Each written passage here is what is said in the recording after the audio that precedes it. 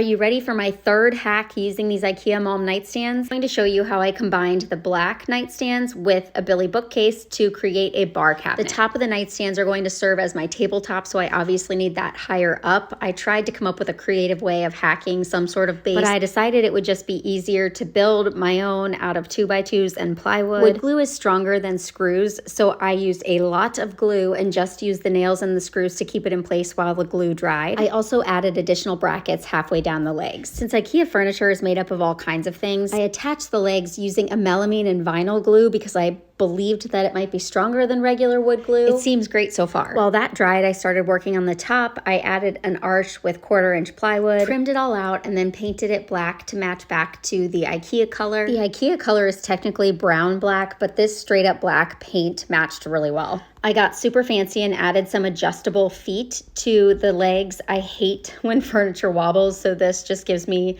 some flexibility to adjust if needed. This bar cabinet is not going to be light, so my plan is to keep the two pieces separate and just attach them with a bracket so that whenever it needs to be moved, you can move it in two separate pieces. By now, you are well aware of my love for pull wrap. I am staining it dark walnut just like I did for the backsplash in the coffee nook that I built. It is one of my favorite backsplashes. I love the look, and I thought it would look really good off of the black. It took a little while to fit into the grooves that were existing for the backing it came with, but I finally got it in and it looks great. This next step might be a little bit confusing. I didn't want the stair step look of the nightstand stepping up into the bookcase, so I had to build up the nightstands to level with the bottom of the bookcase. I did this using shims and plywood, and then that gave me a flat surface to then slide a solid piece of plywood over top as my countertop. That solid piece of plywood will remain removable so that I can take it out when I break it into two pieces to move it. I trimmed it out to cover up the seams and then painted all that trim that black color again. We learned from the sofa table that 2-inch thick iron-on edge banding wraps around the front lip of the nightstand so perfectly. I added wine glass storage to the bottom of one of the shelves and then finished it off by adding some poles. Even though these are not necessary, I just think they look good. I built this during the holidays and set it up next to our existing coffee bar to kind of create this whole party setup.